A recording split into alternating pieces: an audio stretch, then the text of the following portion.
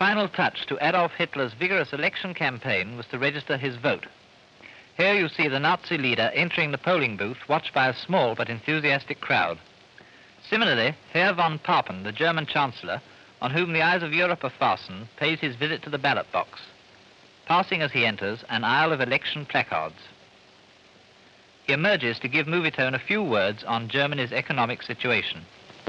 The German people desire nothing more than to live in peace in order to turn all the energies which they possess to the great problems which will have to be solved to bring about the reconstruction of the world after the war.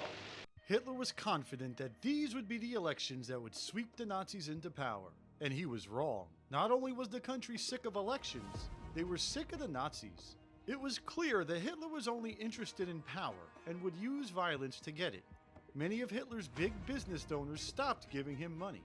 People stopped giving him their votes. The Nazis remained the biggest party in Germany, but they lost 2 million votes since the last election. President Hindenburg immediately offered to make Hitler chancellor or a member of the cabinet if he was willing to work with other parties. The answer was still no. This meant that von Papen would remain chancellor, or did it? General Kurt von Schleicher convinced Hindenburg he would be able to bring Hitler into the government if he were made chancellor. Hindenburg took him up on his request. He fired von Papen and made Schleicher chancellor. At the same time, the Nazis' money problems meant they couldn't pay the SA or their newspapers. Party members blamed it on Hitler scaring off donors in his mad bid to gain total power. But Schleicher, the new chancellor, offered to bring the Nazis into the cabinet anyway. Hitler was against it, but fellow Nazi Gregor Strasser, who was a member of the Reichstag, was not. Schleicher offered to make Strasser part of the cabinet. Hitler was furious. If Strasser joined the cabinet, he would be the most visible Nazi in the country. Was he trying to take control from Hitler? Hitler threatened him with expulsion if he took Schleicher's offer. Strasser saved him the trouble and left the party on his own. Hitler remained the Führer for now. But if he wanted to keep the party alive, he'd need money. He connected with Franz von Papen, who was still upset at being fired. Papen thought he could use Hitler to get revenge. He put Hitler into contact with some of the richest men in Germany to help solve the Nazis' money problems. Papen hoped if he could save the Nazi party, he could use them to become chancellor again, or at least get rid of Schleicher. And business owners would be happy to do it. As chancellor, Schleicher was saying some real communist stuff. He wanted to take land from the wealthy landowners and give it to the poor. This is similar to what the communists had done in the Soviet Union. President Hindenburg, a landowner in his own right, was furious. One of the people Hitler met through von Papen was Hindenburg's son, Oscar. We do not know what they discussed, but maybe Hitler promised Oscar he would knock the communist stuff off if he were chancellor. Maybe he threatened Oscar that he had evidence that he had avoided paying taxes on the land inherited from his father. Whatever was said at that meeting, Oscar started leaning on his father to make Hitler chancellor. The current chancellor, Schleicher, had promised to put Nazis in the cabinet, but he was unable to do that, and so he resigned. On January 30th, 1933, Hindenburg did what he had been trying to avoid and made Hitler chancellor. As chancellor, Hitler still had to rule with a cabinet who were not all Nazis. During his first cabinet meeting, he got them to approve new elections for the Reichstag. This was the 5th election in less than a year. But these elections would be different. As chancellor, Hitler would be able to use the power of the government to help the Nazis win. He gave speeches to business owners trying to convince them that the Nazis were in their corner. They would beat back communist workers and ensure their businesses would thrive under a Nazi government. SA thugs took to the streets and broke up election rallies held by other parties. But the communists were eerily quiet during these elections. They didn't hold many rallies of their own, mostly because they knew the SA would assault them. They went underground. Hitler used their silence as proof that they were about to start a revolution. And then, on February 27th, it happened. The Reichstag building was on fire. There are many conspiracy theories about the Reichstag fire.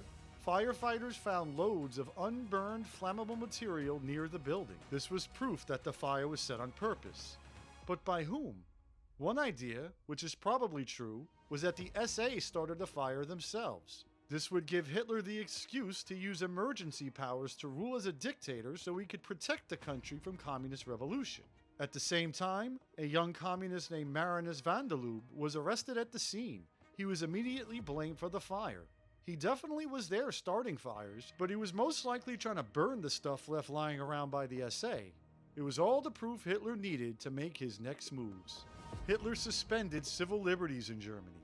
Communists were arrested, including communist members of the Reichstag, who were legally immune from arrest. During the elections, the Nazis told the country they were the only ones who could keep Germany safe from a communist revolution. The Nazis won more votes than any other party, but they still did not win a majority. Most Germans voted for the other parties.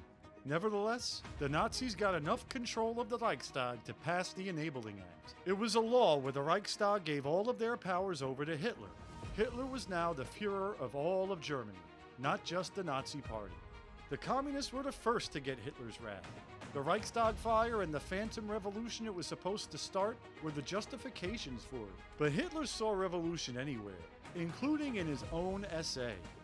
The head of the SA, Ernst Röhm, wanted to make the SA the core of a new German army. But Hitler knew how much power the army held, and they would not be replaced.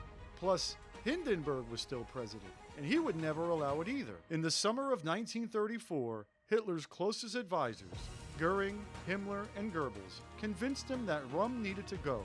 June 30th would be the beginning of the Night of the Long Knives. Röhm was brought out of his bedroom into a jail cell and assassinated.